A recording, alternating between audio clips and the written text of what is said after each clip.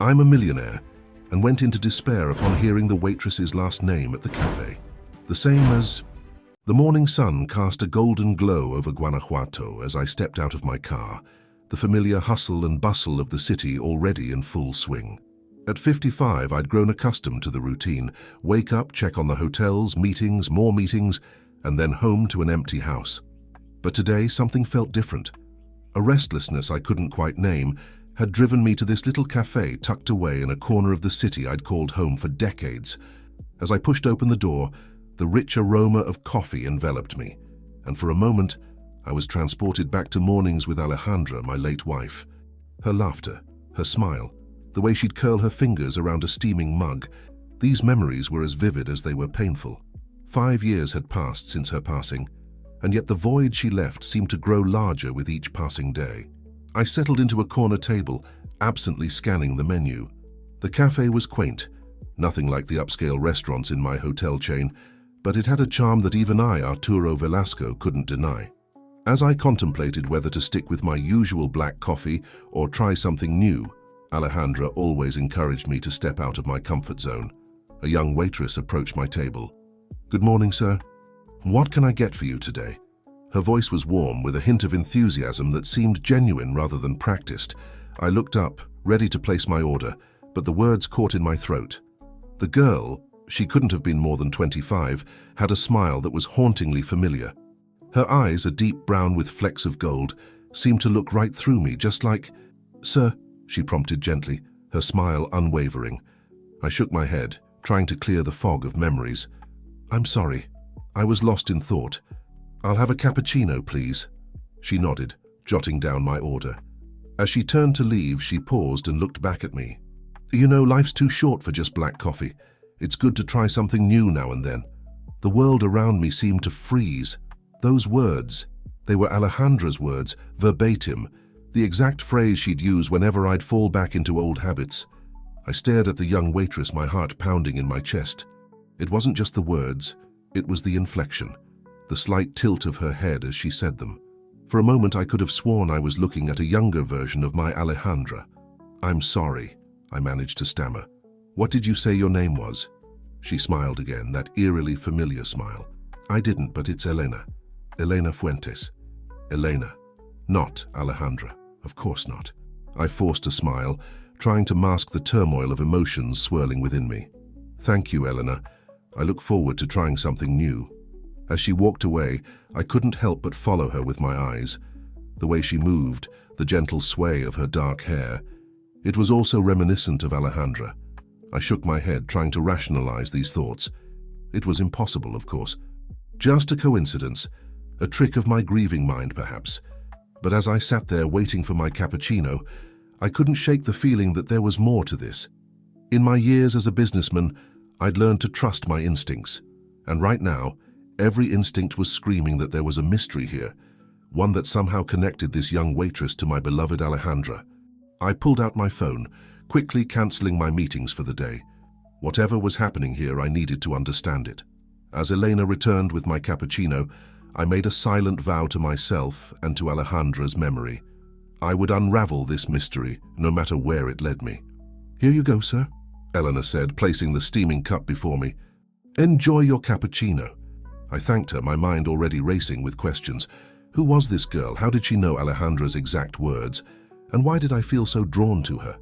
As I sipped my coffee, I watched Elena move around the cafe, interacting with other customers. Each gesture, each laugh seemed to echo Alejandra. It was as if I was watching a ghost, a younger version of my wife moving through this small, unassuming cafe. I spent hours there, nursing my coffee long after it had gone cold. I ordered lunch, then another coffee, anything to stay and observe Elena. As the day wore on, I noticed more similarities. The way she tucked her hair behind her ear when she was concentrating, how she bit her lower lip when she was thinking. By the time the evening crowd started to trickle in, I had made a decision. I couldn't walk away from this. Whatever connection existed between Elena and Alejandra, I had to discover it. It wasn't just curiosity. It felt like a responsibility, a duty to Alejandra's memory. As I prepared to leave, Elena approached my table one last time. "I hope you enjoyed your day here, sir. It's not often we have guests stay so long. I smiled, trying to appear casual. The atmosphere is very welcoming. I think I might become a regular. Her eyes lit up. That would be wonderful. We always love to see new faces become familiar ones. As I stood to leave, I hesitated, then took a chance. Elena, this might sound strange, but have we met before? You remind me of someone I used to know. A flicker of something, confusion, recognition, passed across her face, but it was gone so quickly I might have imagined it. I don't think so, sir. I have a good memory for faces, and I'm sure I'd remember you. I nodded, not entirely convinced, but not wanting to push further. Of course. Well, thank you for your excellent service. I'll definitely be back. As I walked out of the cafe and into the cool evening air, my mind was racing. I had come here this morning feeling lost and alone, trapped in a routine that had lost its meaning. Now I felt alive again, driven by a purpose I couldn't yet fully understand. I got into my car, but instead of heading home, I found myself driving towards the offices of my hotel chain. There was research to be done, questions to be asked. Who was Elena Fuentes? Where did she come from?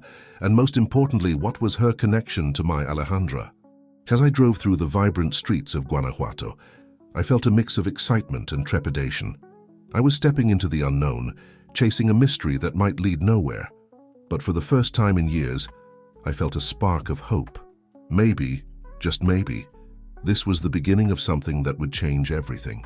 Little did I know as I pulled into the parking lot of my office building that this day was indeed the start of a journey that would unravel secrets long buried, challenge everything I thought I knew, and ultimately lead me to a truth more surprising and beautiful than I could have ever imagined. The next few weeks passed in a blur of coffee and quiet observation. Every day I found myself drawn back to that small cafe, watching Elena with a mixture of fascination and an inexplicable sense of longing. Each visit revealed new mannerisms, new echoes of Alejandra that both comforted and unsettled me. Today, as I settled into what had become my usual corner table, I couldn't help but reflect on the path that had led me here. My life, once a carefully structured routine of business meetings and hotel inspections, had become centered around this modest establishment and its enigmatic young waitress. "Your usual, Mr. Velasco?" Elena's voice pulled me from my reverie. I looked up to see her familiar smile, the one that never failed to make my heart skip a beat. "Yes, please," I nodded, returning her smile. "And Elena, how many times must I ask you to call me Arturo?" She laughed, a sound so reminiscent of Alejandra that I had to grip the edge of the table to steady myself. "At least once more, Mr. Velasco. It's only proper." As she turned to prepare my cappuccino, I found myself studying her profile. The curve of her cheek, the way she held herself, it was all so hauntingly familiar. I shook my head, trying to clear my thoughts. This obsession wasn't healthy, I knew that, and yet I couldn't bring myself to stay away. My phone buzzed, a reminder of the world beyond these cafe walls. It was a message from Carlos, my head of security. "Background check complete. Results inconclusive. Need to discuss in person." I frowned at the screen.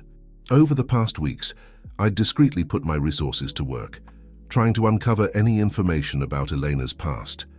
It wasn't something I was proud of, this clandestine investigation, but the need to understand the connection between her and Alejandra had become all-consuming. "Here you go," Elena said, placing my cappuccino on the table. "You look troubled today, Mr. Velasco. Is everything all right?"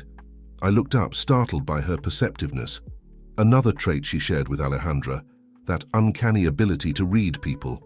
"Just some business concerns," I lied, forcing a smile. "Nothing a good cup of coffee can't fix." She nodded, but I could see the concern in her eyes. "Well, if you need anything else, just let me know." As she walked away, I couldn't help but wonder, what would she think if she knew the truth? That a man old enough to be her father was obsessing over her, convinced she held some connection to his dead wife. The thought made me cringe.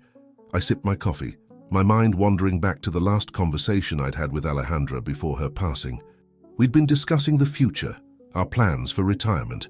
She'd mentioned wanting to give back to the community, to make a difference in young people's lives. At the time, I'd assumed she meant through our charitable foundation. Now, I couldn't help but wonder if there had been more to her words. The cafe door chimed, and I glanced up to see a young man enter. He looked around nervously before approaching the counter where Elena stood. I watched as they spoke, their conversation too low for me to hear. Elena's body language changed. She seemed tense, almost afraid.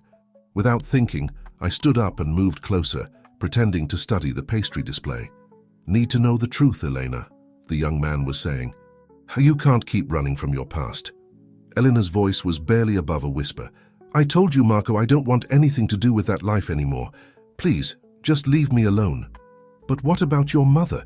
Don't you want to know—" "Excuse me," I interrupted, unable to stand by any longer. "Is everything all right here?" Elena turned to me, relief evident in her eyes. "Mr. Velasco, it's fine." Marco was just leaving. The young man, Marco, looked between us, his expression a mix of frustration and defeat. "This isn't over, Elena," he said, before storming out of the cafe. As the door slammed behind him, Elena sagged against the counter. I placed a gentle hand on her shoulder, concern overwhelming my usual reserve. "Elena, are you okay?" "Who was that man?" She took a deep breath, composing herself. "It's nothing, really, just someone from my past who can't seem to let go." I nodded, not wanting to push her. "If you need any help or if you feel unsafe, please don't hesitate to ask. I have resources that could—" "Thank you, Mr. Velasco," she cut me off with a weak smile, "but I can handle this." Really? As I returned to my table, my mind was racing. What was Elena running from? And what did it have to do with her mother? The mystery surrounding this young woman seemed to deepen with each passing day. My phone buzzed again, another message from Carlos. "Sir, you need to see this. Found some old photos that might interest you." I quickly gathered my things, leaving a generous tip on the table. As I headed for the door, I caught Elena's eye. She gave me a small wave, her smile not quite reaching her eyes. The urge to stay, to protect her from whatever shadows were haunting her, was almost overwhelming, but I had my own ghosts to chase. The drive to my office was a blur of questions and theories. By the time I reached the towering glass building that housed the headquarters of my hotel chain, my hands were shaking with a mixture of anticipation and dread. Carlos was waiting for me in my office, a thick folder on the desk in front of him. "Sir," he greeted me, his face uncharacteristically grave. "I think you should sit down for this." I lowered myself into my chair, my heart pounding. "What is it, Carlos? What did you find?" He opened the folder, pulling out a photograph. "This was taken about 25 years ago, at the opening of one of your first hotels." I took the photo, my breath catching in my throat. There, in the background of the image, was Alejandra. She was younger, of course, but unmistakable, and in her arm— "Is that—" I couldn't finish the question. Carlos nodded solemnly. "A baby, sir. A baby girl." The room seemed to spin around me. Alejandra holding a baby. A baby that would be about Elena's age now. But that was impossible. We had never had children. Alejandra had never been pregnant. Had she? "There's more, sir," Carlos said, his voice seeming to come from far away. "I found records of regular payments made by Mrs. Velasco to an orphanage in the outskirts of Guanajuato. The payments stopped about 5 years ago, around the time of her—" He trailed off, but I barely noticed. My mind was reeling with the implications of what I was seeing, what I was hearing. Alejandra had a secret that now seemed intrinsically linked to the young woman who had captivated me these past weeks. As I stared at the photograph, at the image of my wife cradling a nameless infant, I knew that my life was about to change irrevocably. The mystery I had stumbled upon was far deeper, far more personal than I could have ever imagined. With trembling hands, I set the photograph down on my desk. "Carlos," I said, my voice barely above a whisper, "I need you to find out everything you can about that orphanage. And I mean everything." As Carlos nodded and left the room, I leaned back in my chair, my eyes fixed on the ceiling, but seeing only Alejandra's face, Elena's smile. Whatever secrets lay buried in the past, I was determined to uncover them. For Alejandra's sake, for Elena's sake, and for my own.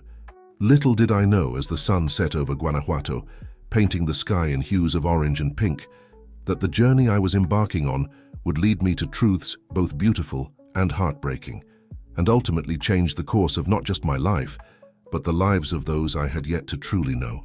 The orphanage loomed before me, a weathered building on the outskirts of Guanajuato. Its faded yellow walls and rusted iron gates spoke of years of neglect, a stark contrast to the vibrant city I'd left behind. As I stood there, the weight of the photograph in my pocket seemed to grow heavier with each passing moment. It had been a week since Carlos revealed the shocking discovery, the image of Alejandra with a baby, the mysterious payments to this very orphanage. A week of sleepless nights and days filled with an almost manic energy as I tried to piece together a puzzle I wasn't sure I wanted to solve. "Are you sure about this, sir?" Carlos asked, his voice laced with concern. He'd insisted on accompanying me, worried about the emotional toll this investigation was taking. I nodded, steeling myself. "I need to know, Carlos. Whatever the truth is, I need to face it." As we approached the entrance, an elderly woman emerged from the building. Her face was a map of wrinkles, but her eyes were sharp and alert. "Can I help you, gentlemen?" I cleared my throat, suddenly unsure of how to proceed. "Good morning, my name is Arturo Velasco. I'm here to inquire about a child who might have stayed here some years ago." The woman's eyes narrowed slightly. "I'm Sister Maria. I've been here for over 30 years, but I'm afraid we can't disclose information about our children, past or present." I fumbled in my pocket, pulling out the photograph. "Please, it's very important. My wife. She used to make donations here. I think she might have had a connection to one of the children." Sister Maria's expression softened as she looked at the photo. "Ah, Mrs. Velasco. Yes, I remember her well. Such a kind soul." My heart leapt. "You knew Alejandra?" The nun nodded, a sad smile playing on her lips. "She visited often, always bringing gifts for the children. But there was one little girl she was particularly fond of." I felt my breath catch. "Elena," I whispered. Sister Maria's eyes widened in surprise. "Yes, that's right. Elena Fuentes. How did you—" "It's a long story," I said, my mind reeling. "Can you tell me more about her? About her connection to my wife?" The nun hesitated, glancing between Carlos and me. Finally, she sighed. "Come inside. There's something you should see." We followed her through dimly lit corridors, the walls adorned with faded children's drawings. The air was heavy with the scent of old books and furniture polish. Sister Maria led us to a small office, its shelves lined with dusty files and photographs. "Elena came to us as a baby," she began, rummaging through a filing cabinet. "Mrs. Velasco started visiting shortly after. At first we thought she might be interested in adoption, but she trailed off, pulling out a thick folder. Here, this is Elena's file. I shouldn't show you this, but I think Mrs. Velasco would have wanted you to know." With trembling hands, I opened the folder. Inside were photos of Elena at various ages, a smiling toddler, a serious-faced child, a teenage girl with eyes that seemed to hold secrets beyond her years. And there, in nearly every photo, was Alejandra, reading to her, helping her with homework, celebrating birthdays. "I don't understand," I murmured, my voice thick with emotion. "Why didn't she tell me?" Sister Maria placed a comforting hand on my arm. "Your wife. She was protecting Elena. There was a man, you see. He would come around asking about the girl. Mrs. Velasco was terrified he would find her." I looked up sharply. "A man? Who?" The nun shook her head. "I don't know. Mrs. Velasco never said, and we never saw him ourselves." But the fear in her eyes. It was real, Mr. Velasco. As I continued to flip through the file, a small envelope fell out. My name was written on it in Alejandra's familiar handwriting. With shaking hands, I opened it, unfolding a letter I never knew existed. "My dearest Arturo," it began, "if you're reading this, then the truth has finally come to light. I'm so sorry for keeping this from you, but I had no choice. Elena is special, more than you could ever know. I couldn't risk her safety or yours. Please, if you've found her, protect her. Love her as I have. She deserves a family, a real family. And Arturo, my love, you deserve the joy she can bring to your life. Forgive me for my secrets. Everything I did out of love. Always, Alejandra." The letter blurred as tears filled my eyes. Alejandra's voice seemed to echo in my head, filling the room with her presence. I looked up at Sister Maria, who was watching me with a mixture of sympathy and curiosity. "Where is she now?" I asked, my voice hoarse. "Elena, I mean." "She left the orphanage a few years ago, just after she turned 18, Sister Maria replied. "Last I heard, she was working in a cafe in the city." I nodded, a wave of emotions washing over me. relief that I had found her, guilt for invading her privacy, fear of the unknown threat that had scared Alejandra so much, and an overwhelming sense of responsibility. "Thank you," I said to Sister Maria, carefully returning the photos to the folder, but keeping Alejandra's letter. "You've given me a great gift today." As we left the orphanage, the sun was setting, casting long shadows across the dusty road. Carlos was uncharacteristically quiet, processing everything we had learned. "What now, sir?" he finally asked as we reached the car. I took a deep breath, my mind racing with possibilities and plans. Now we protect her, Carlos, just as Alejandra wanted. The drive back to the city was a blur of streetlights and swirling thoughts. By the time we reached Guanajuato, I had made a decision. I needed to talk to Elena, to tell her everything I had discovered. But as we pulled up in front of the cafe where she worked, my courage faltered. Through the window I could see her laughing with a customer, her eyes sparkling in the warm light of the cafe. She looked happy, unburdened. Did I have the right to shatter her world with revelations about a past she might not even remember? As if sensing my gaze, Elena looked up, her eyes meeting mine through the glass. Her smile faltered for a moment, replaced by a look of curiosity and something else. Recognition, perhaps? Or was it fear? In that moment, I realized that the choice wasn't mine to make. Elena deserved the truth, but she also deserved the right to decide what to do with it. With a heavy heart, I signaled to Carlos to drive on. "We'll come back tomorrow," I said, more to myself than to him. When I figured out how to tell her everything, as we drove away, I couldn't shake the feeling that we were being watched. In the rearview mirror, I caught a glimpse of a figure standing in the shadows across from the cafe. A chill ran down my spine as I remembered Sister Maria's words about the mysterious man who had been asking about Elena. Whatever secrets the past held, whatever dangers lurked in the shadows, I knew one thing for certain. I would protect Elena, just as Alejandra had. It was no longer just about uncovering the truth. It was about family, about love, about making right the wrongs of the past. As the city lights blurred around us, I clutched Alejandra's letter to my chest, a beacon of hope in the growing darkness. Tomorrow would bring new challenges, new revelations. But for now, I allowed myself a moment of peace, grateful for the unexpected gift Alejandra had left behind, the chance to be a father, to have a family, to love again. Little did I know that the journey ahead would test that love in ways I could never have imagined, pushing me to the very limits of what I thought possible. The truth, as I was about to discover, was far more complex and dangerous than anything I had dared to believe. The following morning, I found myself once again in front of the cafe, my resolve wavering with each passing second. Alejandra's letter felt heavy in my pocket, a constant reminder of the life-altering revelations it contained. I watched as the early morning crowd filtered in and out, catching glimpses of Elena through the window as she moved gracefully between tables. Taking a deep breath, I stepped out of the car.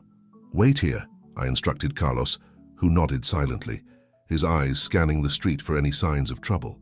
The familiar chime of the door announced my entrance. Elena looked up, her face brightening with recognition. "Mr. Velasco, your usual table." I nodded, unable to trust my voice. As I settled into my seat, I watched her prepare my cappuccino, her movements a dance of efficiency and grace. How had I not seen it before? The way she tilted her head as she concentrated, the slight furrow of her brow, all echoes of Alejandra.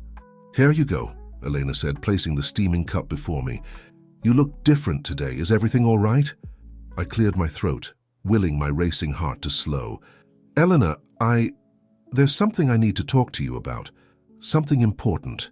Her smile faltered, replaced by a look of concern. "Mr. Velasco, you're worrying me." "What's going on?" Just as I opened my mouth to speak, the cafe door burst open.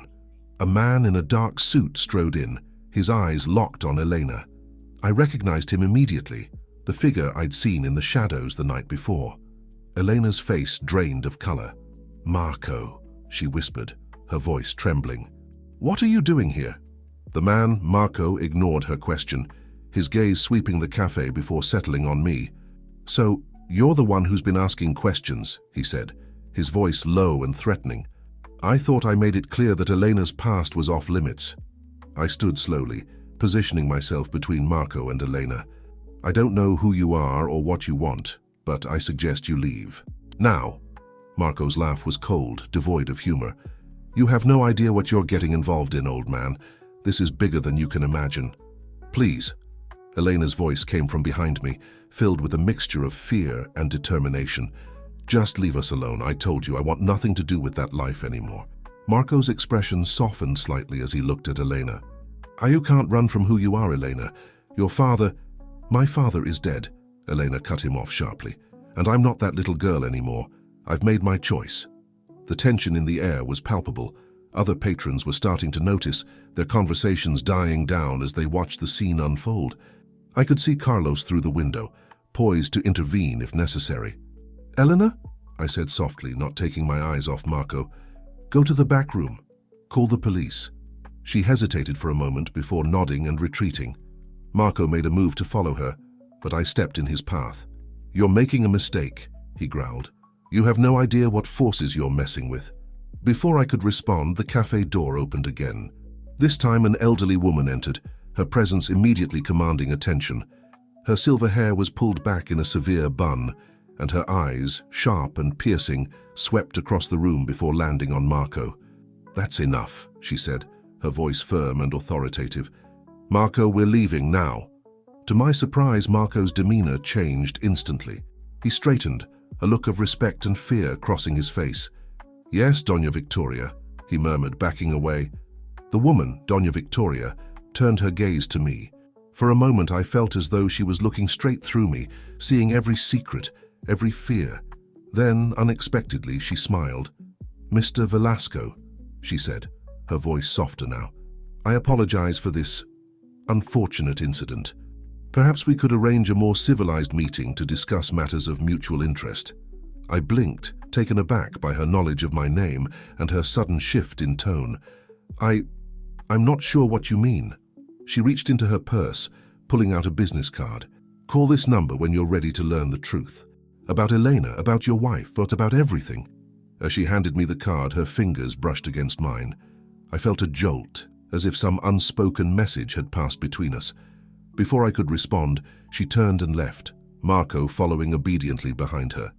The cafe slowly returned to its usual buzz of activity, but I remained rooted to the spot, staring at the card in my hand.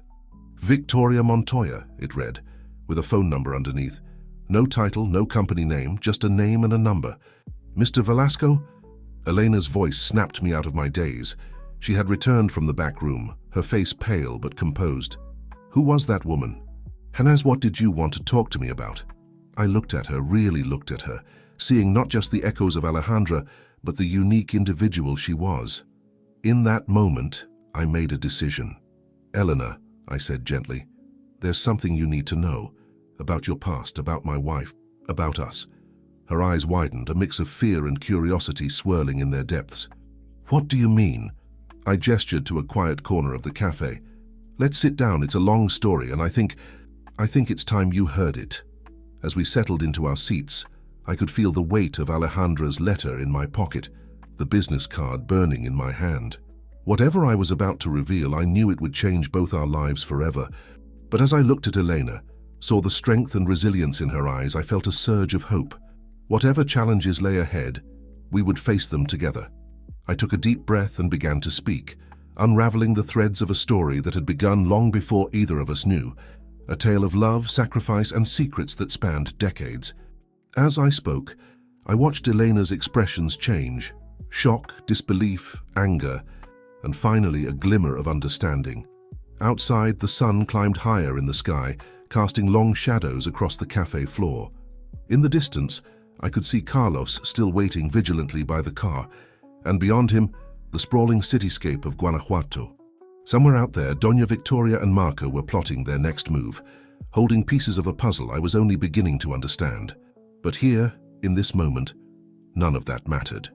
As I reached the end of my story, I pulled out Alejandra's letter, holding it out to Elena with trembling hands. "This belongs to you," I said softly. "Whatever you decide to do next, know that I'm here, not to replace the family you lost, but to be the family you choose, if you'll have me." Elena reached out, her fingers brushing against the envelope. As she began to read, tears glistening in her eyes, I felt a sense of peace wash over me. Whatever secrets still lurked in the shadows, whatever dangers we might face, we would face them together. The journey ahead was uncertain, but for the first time in years I felt ready to embrace the unknown. Little did I know that this moment of connection, this fragile bridge we were building, would soon be tested in ways neither of us could have imagined.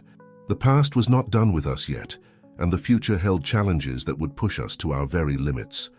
But as I watched Elena read her mother's words, I knew that we had taken the first step on a path that would change everything. The days following my revelation to Elena passed in a whirlwind of emotions and hushed conversations. We had moved our meetings from the bustling cafe to the quiet sanctuary of my office, away from prying eyes and potential threats. Elena had taken the news of her connection to Alejandra with a mix of shock, disbelief, and a hunger for more information that matched my own.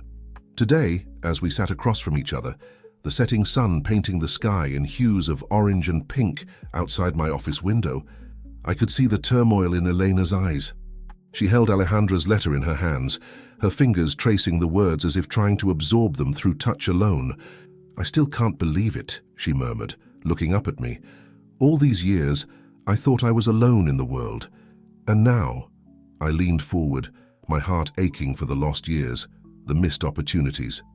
"Elena, I want you to know that I'm here for you. Whatever you need, whatever you want to know about Alejandra, about your past, I'll do everything in my power to help." She nodded, a small smile playing on her lips. "I appreciate that, Mr. Velasco. I mean, Arturo." The name felt foreign on her tongue, a bridge we were both still learning to cross. "But there's still so much we don't know. Why did my mother keep me a secret? Who is the man she was protecting me from? And that woman, Doña Victoria? How does she fit into all of this?" I sighed, pulling out the business card that had been burning a hole in my pocket for days. "I've been asking myself the same questions. I think it's time we found out." Elena's eyes widened as she looked at the card. "You're going to call her." "We're going to call her," I corrected gently. "Whatever answers lie at the end of this number, I think we should face them together. If you're ready, that is." She took a deep breath, squaring her shoulders in a way that reminded me so much of Alejandra it made my heart ache. "I'm ready." With trembling fingers, I dialed the number. The phone rang once, twice, 3 times before a crisp voice answered. "Mr. Velasco, I've been expecting your call." "Doña Victoria," I acknowledged, putting the phone on speaker so Elena could hear. We have some questions." "Of course you do," she replied, a hint of amusement in her tone. "But this is not a conversation for the telephone. Meet me at the Jardin de la Unión in 1 hour. Come alone, both of you." Before I could respond, the line went dead. Elena and I exchanged glances, a mixture of anticipation and trepidation in our eyes. "It could be a trap," Carlos said from his position by the door. I hadn't even realized he was still in the room, his presence so constant it had become part of the background. I shook my head. "No, I don't think so. But we'll be careful. Carlos, I want you nearby, but not visible. If anything seems off..." He nodded, understanding the unspoken instruction. As we prepared to leave, I couldn't shake the feeling that we were stepping into something much bigger than we realized. The Jardin de la Unión was bustling with activity as we arrived, the evening crowd enjoying the cool air, and the music from the mariachi bands that often played there. Elena and I found a bench, our eyes scanning the crowd for any sign of Doña Victoria. "There," Elena whispered, nodding towards a figure approaching us. Doña Victoria moved with a grace that belied her age, her silver hair gleaming in the lamplight. As she reached us, I stood, offering her my seat out of habit. She smiled, a knowing look in her eyes. "Always the gentleman, Arturo. Just like your father." I blinked in surprise. "You knew my father?" "I know many things, Mr. Velasco. About you, about Elena, about the intricate web of lies and half-truths that have brought us to this moment." She turned to Elena, her expression softening. "My dear, you look so much like your mother, both of them." Elena's breath caught. "Both?" Doña Victoria nodded. "Alejandra wasn't your birth mother, Elena, but she loved you as if you were her own. Perhaps even more." The world seemed to tilt on its axis as I processed this information. If Alejandra wasn't Elena's mother, then who? "My daughter," Doña Victoria said softly, her eyes misting with unshed tears. Maria. She was young, scared, and in love with a man who could never give her the life she deserved. Your father, Elena. Elena's hand found mine, gripping it tightly as she struggled to process this revelation. But why? Why didn't Alejandra tell me? Why all the secrecy? Doña Victoria's expression hardened. Because Elena's father was a dangerous man. Is a dangerous man. He's been searching for her all these years and he won't stop until he finds her. A chill ran down my spine. The man you were protecting her from, I murmured, pieces of the puzzle starting to fall into place. Yes, Doña Victoria nodded. Alejandra discovered the truth shortly after Maria's disappearance. She made it her mission to protect Elena, to give her the life and love that Maria couldn't. Disappearance? I echoed, a sense of dread growing in the pit of my stomach. Doña Victoria's eyes met mine, filled with a pain that spoke of years of grief and regret. Maria uncovered something she shouldn't have, evidence of her lover's illegal activities. When she threatened to expose him, he made her vanish.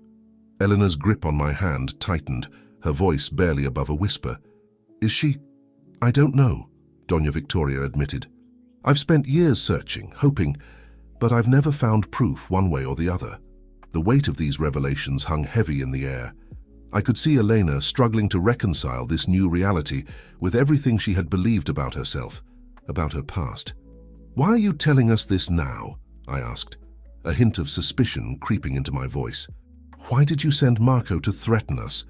Doña Victoria's lips tightened into a thin line.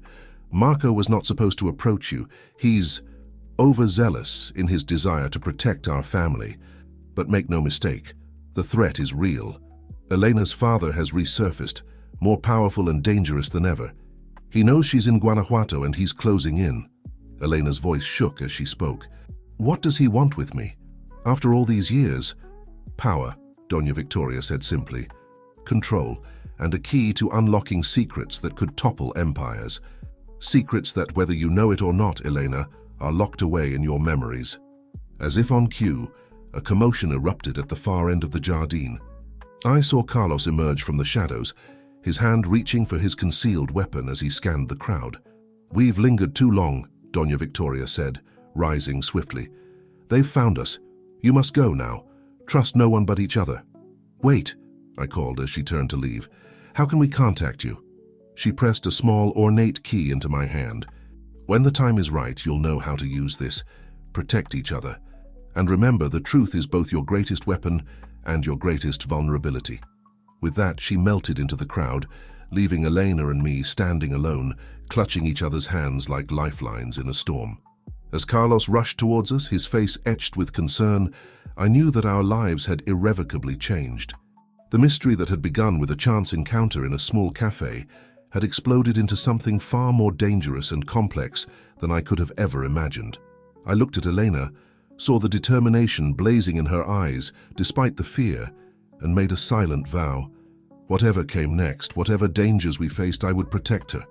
Not just for Alejandra's sake, or for the memory of the mother she never knew, but for the remarkable young woman she had become.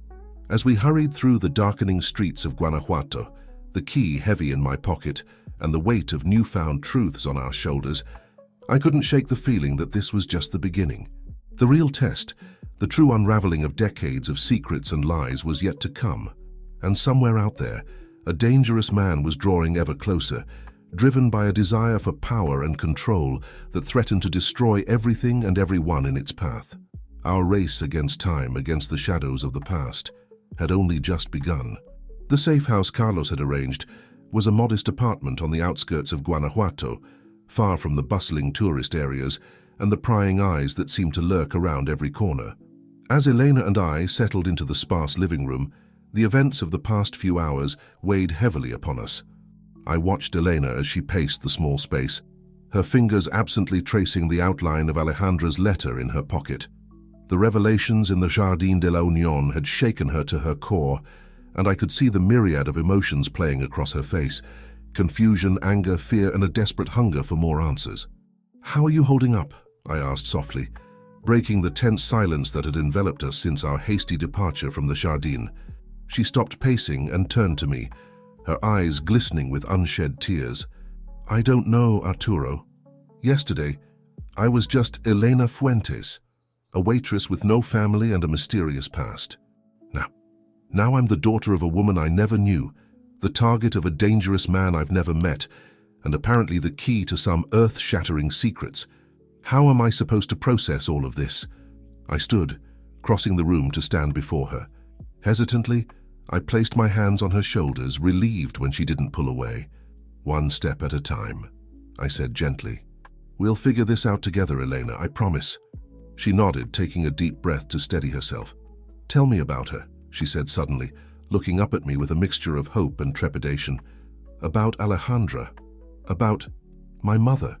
I guided her to the worn couch, and as we sat, I began to speak. I told her about Alejandra's laugh, how it could light up a room, about her passion for art, and her dream of opening a small gallery. I shared stories of our travels, of quiet nights and grand adventures, and as I spoke, I felt Alejandra's presence more strongly than I had in years, as if she was there with us, guiding us through this turbulent time. "She sounds wonderful," Elena said softly when I finally fell silent. I wish I could have known her." "Known both of them?" I squeezed her hand gently. "Alejandra would have loved you, Elena. She did love you, even if she couldn't be with you openly. And I'm sure Maria loved you just as much." Elena nodded, wiping away a stray tear. "But why didn't Alejandra ever tell you about me? Why keep it a secret all these years?" I sighed, the question weighing heavily on my mind as well. I think she was trying to protect us both. From the danger, yes, but also from the pain of a truth she thought we couldn't handle. Our conversation was interrupted by Carlos entering the room, his face grim. "Sir, we may have a problem. I've been monitoring the usual channels, and there's chatter about a new player in town. Someone powerful, asking questions about a young woman matching Elena's description." Elena tensed beside me, and I felt a chill run down my spine. "Her father," I said, the words tasting bitter in my mouth. Carlos nodded. "It seems likely. We need to move, and soon. This location won't be safe for long." As Carlos began outlining potential escape routes, my eyes fell on the ornate key Doña Victoria had pressed into my hand. I pulled it out, studying its intricate design. It was old, possibly antique, with a series of strange symbols etched into its surface. "What do you think it opens?" Elena asked, leaning in to examine the key. "I'm not sure," I admitted. "But Doña Victoria said we'd know how to use it when the time was right. I just hope that time comes before—" My words were cut off by the sudden blaring of car alarms outside. Carlos was at the window in an instant, his hand moving to the gun at his hip. "We've got company," he said tersely. "Black SUVs, men in suits. This isn't a coincidence." Elena's eyes widened in fear, but I saw a spark of determination there as well. "What do we do?" I stood, my mind racing. "We need to split up," I said, the plan forming even as I spoke. "Carlos, you take Elena. Use the back exit. Get to the secondary safe house. I'll create a diversion, lead them away." "No," Elena protested, grabbing my arm. "We stick together." "You promised." I turned to her, cupping her face gently in my hands. "Elena, listen to me. You are the key to all of this. Whatever secrets you hold, whatever your father is after, you need to stay safe. I couldn't protect Alejandra or Maria, but I swear to you I will protect you." Tears spilled down her cheeks as she nodded reluctantly. I pulled her into a fierce hug, breathing in the scent of her hair, committing this moment to memory. "Be safe," I whispered. "I'll find you, I promise." As Carlos ushered Elena towards the back of the apartment, I pressed Doña Victoria's key into her hand. "Keep this safe. It might be our only hope of unraveling all of this." With one last look at Elena's retreating form, I steeled myself and headed for the front door. The sound of footsteps on the stairs outside grew louder as I took a deep breath, preparing to face whatever came next. I burst out of the apartment, making as much noise as possible. "She's not here!" I shouted, drawing the attention of the men ascending the stairs. "You're too late!" As I had hoped, they took the bait. Shouts filled the air as I sprinted down the hallway, my heart pounding in my chest. I could hear heavy footsteps behind me, gaining ground quickly. I silently thanked my younger self for maintaining a rigorous exercise routine, even as I cursed the limitations of my 55-year-old body. I burst out onto the street, the cool night air a shock to my system. Without hesitation, I dove into the maze-like alleys of Guanajuato, praying that my knowledge of the city's layout would give me an edge over my pursuers. As I ran, my mind raced faster than my feet. Who was Elena's father? What secrets could be so valuable that he would hunt his own daughter for decades? And how had Alejandra become entangled in all of this? I turned a corner sharply, nearly losing my footing on the uneven cobblestones. The sounds of pursuit were growing fainter, but I didn't dare slow down. Every second I could keep them focused on me was another second for Elena to get to safety. Suddenly, a figure stepped out from the shadows ahead of me. I skidded to a stop, my breath coming in ragged gasps. It was Marco, his face a mask of conflicting emotions. "Mr. Velasco," he said, his voice low and urgent, "you need to come with me. Now." I backed away, my eyes darting around for an escape route. "Why should I trust you? You threatened Elena. I work for those who want to protect Elena," he cut me off. "Just like you. Please, there isn't much time. Doña Victoria sent me to get you to safety." The sound of shouting voices drew closer, and I realized I was out of options. With a silent prayer that I wasn't making a terrible mistake, I nodded. "Lead the way." Marco grabbed my arm, pulling me down a narrow alleyway I hadn't even noticed. As we wound our way through the labyrinthine streets of Guanajuato, I couldn't shake the feeling that we were descending into something far deeper and more dangerous than I had ever imagined. The city I had called home for decades suddenly felt alien and threatening. Every shadow seemed to hide a potential enemy, every echoing footstep a harbinger of danger. And somewhere out there, Elena was running too, carrying with her the weight of secrets she didn't even know she possessed. As Marco and I ducked into a hidden doorway, the sounds of pursuit fading into the distance, I made a silent vow. Whatever it took, whatever secrets I had to uncover or dangers I had to face, I would see this through. For Elena, for Alejandra, for the truth that had been buried for far too long. Little did I know, as the door closed behind us and we descended into the unknown depths beneath Guanajuato, that the real journey was only just beginning. The echoes of the past were about to become a deafening roar, and the line between ally and enemy would blur beyond recognition. In the crucible of truth and danger that awaited us, everything I thought I knew about myself, about Elena, and about the world we lived in, was about to be challenged. The game had changed, and the stakes were higher than I could have ever imagined. The air grew thick and musty as Marco led me deeper into the hidden passageways beneath Guanajuato. The narrow tunnel, lit only by the dim glow of sparse emergency lights, seemed to stretch endlessly before us. The silence was oppressive, broken only by the sound of our footsteps echoing off the damp stone walls. "Where are we going?" I asked, my voice sounding unnaturally loud in the confined space. Marco glanced back at me, his face half hidden in shadow. "To the heart of it all, Mr. Velasco. To where this story truly began." Before I could press him for more details, we emerged into a large cavern. The space was a stark contrast to the primitive tunnel we had just traversed. State-of-the-art computer equipment lined the walls, screens flickering with data and surveillance feeds. In the center of the room stood Doña Victoria, her silver hair gleaming under the harsh fluorescent lights. "Arturo," she greeted me, her voice warm but tinged with urgency. "I'm glad Marco was able to get you here safely. We don't have much time." "Time for what?" I demanded, my patience wearing thin. "Where's Elena? Is she safe?" Doña Victoria's expression softened. "Elena is safe for now. Carlos got her to the secondary location without incident, but her father's men are closing in. We need to move quickly if we're going to protect her and uncover the truth." She gestured to a large screen on the far wall. As I approached, I saw it was displaying a map of Guanajuato, with several pulsing red dots moving across it. "These are the search parties," Marco explained, coming to stand beside me. "They're methodically combing the city, using technology that can detect specific DNA signatures, Elena's DNA." I felt a chill run down my spine. "How is that possible?" "Because Elena is special," Doña Victoria said, her voice barely above a whisper. "More special than even she knows." She pressed a button on a nearby console, and the image on the screen changed. Now it showed what looked like a complex molecular structure, parts of it highlighted in pulsing gold. "This is Elena's DNA," Doña Victoria explained. "Notice anything unusual?" I stared at the image, my limited scientific knowledge straining to make sense of what I was seeing. "It looks different. More complex?"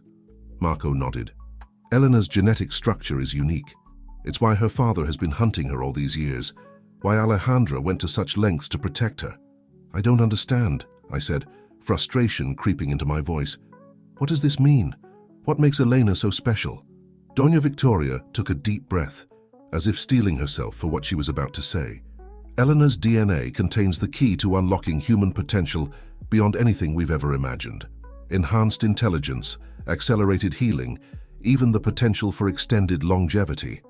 In the right hands, it could revolutionize medicine, push the boundaries of human achievement. In the wrong hands, it could create an army of super soldiers," Marco finished grimly. "Or worse." The implications of what they were saying hit me like a physical blow. I stumbled back, gripping the edge of a nearby desk for support. How is this possible?" "It was an accident," Doña Victoria said softly. "A miraculous, terrifying accident. Maria, my daughter, Elena's birth mother, was part of a secret research program. They were working on cutting-edge genetic therapies, trying to cure diseases that had plagued humanity for centuries. But something went wrong, or right, depending on your perspective. The experimental treatment Maria was working with affected her own DNA, changing it in ways they never anticipated. And Elena inherited these changes," I said, the pieces starting to fall into place. Doña Victoria nodded. "When Maria realized she was pregnant, she knew she had to protect her child at all costs. The people she worked for, Elena's father among them, would stop at nothing to get their hands on a child with such potential. So she ran. And when she couldn't run anymore, she turned to the one person she thought could keep Elena safe. Alejandra," I whispered, my heart aching at the thought of the burden my wife had carried all those years. "Yes," Doña Victoria confirmed. "Alejandra was an old friend of Maria's. She agreed to protect Elena, to raise her in secret while Maria tried to find a way to neutralize the threat. But Elena's father was relentless. He never stopped searching." A thought struck me suddenly. "The key," I said, remembering the ornate object Doña Victoria had given us. "What does it open?" For the first time since I'd met her, Doña Victoria looked uncertain. "We're not entirely sure. Maria left it with Alejandra, along with instructions to keep it safe at all costs. We believe it's the key to some kind of failsafe, a way to protect Elena and her unique gifts from those who would misuse them. But the lock it fits has remained a mystery." A heavy silence fell over the room as I tried to process everything I'd learned. My mind was reeling, struggling to reconcile the ordinary young woman I'd come to know with the extraordinary secret she unknowingly carried. The moment was shattered by a sudden blaring alarm. Marco rushed to a nearby computer, his fingers flying over the keyboard. "They've found the secondary safe house," he announced, his voice tense. "Carlos and Elena are on the move, but they're being pursued." Fear gripped my heart. "We have to help them." Doña Victoria nodded sharply. "Marco, prepare the extraction team. Arturo, come with me. There's something you need to see before we go." She led me to a small alcove off the main cavern. Inside was a simple pedestal, and atop it sat an old, leather-bound journal. My breath caught as I recognized Alejandra's handwriting on its worn cover. "Alejandra's private journal," Doña Victoria explained. "She left it here for safekeeping, with instructions that it should be given to Elena when the time was right. I think that time is now." With trembling hands, I picked up the journal. It felt heavy with the weight of secrets long kept. As I opened it, a folded piece of paper fell out. I unfolded it to find a map of Guanajuato, with a specific location marked in red ink. "The Teatro Juarez," I murmured, recognizing the landmark. Doña Victoria's eyes widened in recognition. "Of course. The theater. It was one of Alejandra's favorite places. She must have hidden something there. Something important." Before we could discuss it further, Marco's voice rang out. "We're ready to move. Carlos and Elena are headed towards the city center. If we hurry, we can intercept them before Elena's father's men do." I clutched Alejandra's journal to my chest, my resolve hardening. "Let's go. It's time to end this chase and give Elena the answers she deserves." As we rushed out of the underground command center and into the warm Guanajuato night, I couldn't shake the feeling that we were racing towards a confrontation that would change everything. The city I loved, the woman I was growing to care for, the memory of my beloved Alejandra. All of it was converging into a moment of truth that had been decades in the making. The Teatro Juarez loomed in the distance, its grand facade a silent witness to the drama unfolding in the streets below. Whatever secret Alejandra had hidden there, whatever truth the mysterious key would unlock, I knew one thing for certain. By the time this night was over, nothing would ever be the same again. As we sped through the winding streets of Guanajuato, the journal clutched tightly in my hands, I silently prayed we weren't too late. For Elena's sake, for the memory of Alejandra and Maria, and for the future of a world that stood on the brink of an evolutionary precipice, we had to succeed. The final act was about to begin, and the stage was set for a revelation that would shake the very foundations of everything we thought we knew. The Teatro Juarez loomed before us, its neoclassical facade a stark contrast to the chaos unfolding in the streets around it. As we approached, I could see Carlos and Elena huddled in the shadow of a nearby building, their eyes darting nervously at every passing car. "There!" I called out, relief flooding through me at the sight of Elena safe and unharmed. As soon as she saw me, Elena broke into a run, throwing herself into my arms. "Arturo, I was so worried. Are you okay?" I hugged her tightly, savoring the moment of reunion. "I'm fine, Elena, but we need to move quickly. Your father's men are closing in." Elena's eyes widened as she took in the scene. Doña Victoria, Marco, and the extraction team fanning out around us. "What's going on? Where are we going?" I held up Alejandra's journal. "We think your Alejandra hid something important here, in the theater, something that might explain everything." As we hurried towards the grand entrance of the Teatro Juarez, the sound of screeching tires filled the air. Black SUVs appeared at both ends of the street, men in dark suits pouring out with weapons drawn. "Inside now," Doña Victoria commanded, her voice cutting through the chaos. We rushed through the doors, the extraction team taking up defensive positions as we made our way into the opulent lobby. The theater was dark and silent, our footsteps echoing off the marble floors and ornate walls. "Where do we go?" Carlos asked, his hand resting on his holstered weapon. I fumbled with Alejandra's journal, my hands shaking as I flipped through the pages. "There has to be a clue here somewhere." Elena gently took the journal from me, her eyes scanning the pages with intense focus. Suddenly she gasped. "Look, this page. These aren't just notes. It's a poem, but some of the words are circled." I leaned in, reading over her shoulder. "Beneath the stage where dreams take flight, in shadows deep where day meets night, the truth lies waiting out of sight for those who'd set the future right." "The understage," Marco said, his eyes lighting up with realization. There must be a hidden room or compartment beneath the main stage. As if in response to his words, the sound of breaking glass echoed through the building. Elena's father's men had breached the theater. "Go," Doña Victoria said, her voice firm. "Find what Alejandra hid. We'll hold them off as long as we can." With a final nod of gratitude, Elena and I raced towards the main auditorium, Carlos close behind us. The grandeur of the theater was lost in the darkness and our frantic search for answers.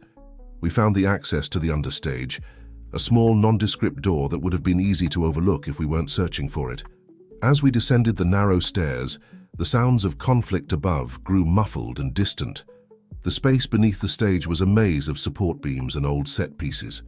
Our flashlights cast eerie shadows as we searched for anything that might stand out. "There!" Elena suddenly exclaimed, pointing to a far corner. Hidden behind a dusty old backdrop was a small safe, its surface covered in the same intricate symbols as the key Doña Victoria had given us. With trembling hands, Elena pulled out the key. It fit perfectly into the lock. As she turned it, we heard a series of clicks and the safe door swung open. Inside was a single USB drive and a letter addressed to Elena in Alejandra's handwriting. Elena opened the letter with shaking fingers and began to read aloud. "My dearest Elena, if you're reading this, then the time has come for you to know the truth about who you are, about the incredible potential you carry within you, and about the danger that has followed you since before you were born. You are unique, Elena. Your DNA holds the key to unlocking human potential beyond our wildest dreams. But with that potential comes great risk. There are those who would use your gifts for their own selfish ends, who would exploit you without a second thought. Your mother, Maria, gave her life to protect you, and I have dedicated my life to keeping you safe, to giving you a chance at a normal life for as long as possible. But I always knew this day would come. The USB drive contains all the research your mother conducted, along with a program she designed. It's a failsafe, Elena, a way to neutralize the unique aspects of your DNA if you choose to do so. The choice is yours, and yours alone. Remember that you are loved, Elena, by your mother, by me, and by those who have worked tirelessly to protect you. Whatever you decide, know that your life is your own. With all my love, Alejandra. Tears streamed down Elena's face as she finished reading. I placed a comforting hand on her shoulder, my own eyes misty with emotion. Before we could say anything, the door to the understage burst open. Elena's father strode in, flanked by his men. He was a tall, imposing figure, his face a mask of cold determination. "Elena," he said, his voice surprisingly soft. "At last." Elena stood tall, her chin raised defiantly. "Why? Why have you hunted me all these years?" Her father's expression softened slightly. "Because you're my daughter. Because you're special. Think of what we could accomplish together, Elena. We could change the world." "At what cost?" Elena shot back. "How many lives have been ruined in your pursuit of me? Of this?" She held up the USB drive. For a moment, silence reigned. Then Elena turned to me. "Arturo, I need you to do something for me." I nodded, ready to do anything she asked. "Take the drive. Get it to people who can use it responsibly. People who will use it to help others, not for power or control." Her father's eyes widened. "Elena, don't be foolish. You don't understand the potential you have." "No," Elena said firmly. "You don't understand. This gift, this curse, it's mine, and I choose what to do with it." In one fluid motion, she grabbed the key from the safe and snapped it in half. A strange, shimmering energy seemed to pulse through her for a moment, then dissipated. Her father lunged forward, but it was too late. Whatever process the broken key had triggered was complete. "It's done," Elena said, her voice steady. "The failsafe is activated. My DNA is normal now, just like everyone else's." The look of anguish and rage on her father's face was terrible to behold. But before he could react, the sound of police sirens filled the air. Doña Victoria and Marco appeared at the door, accompanied by a squad of officers. "It's over," Doña Victoria said, her voice filled with a mixture of relief and sadness. As Elena's father and his men were led away, Elena turned to me, her eyes filled with a mixture of emotions: relief, sadness, hope. "What now?" she asked softly. I smiled, taking her hand in mine. "Now we live. We honor the sacrifices made by Alejandra, by Maria, by all those who fought to give you this choice. We use the knowledge they left behind to help others, to make the world a little better." Elena nodded, a small smile playing on her lips. "Together?" "Together," I affirmed, squeezing her hand. As we emerged from the Teatro Juarez into the warm Guanajuato night, I felt a sense of peace wash over me. The mystery that had begun with a chance encounter in a small cafe had led us on an incredible journey, one that had changed us all forever. Elena was no longer the girl with the extraordinary DNA, the unwitting target of forces beyond her control. She was simply Elena, brave, compassionate, and free to choose her own path. And I was no longer just Arturo Velasco, the lonely hotel magnate haunted by the ghost of his late wife. I was a man with a new purpose, a new family, and a chance to make a real difference in the world. As we walked hand in hand through the colorful streets of Guanajuato, I knew that whatever challenges lay ahead, we would face them together. The final curtain had fallen on one chapter of our lives, but the stage was set for a new beginning, one filled with hope, love, and the promise of a brighter future. The secrets of the past had been unlocked, the shadows dispelled. And in the warm glow of the street lamps, with Elena by my side and the spirit of Alejandra watching over us, I felt ready to embrace whatever adventures awaited us in the chapters yet to come.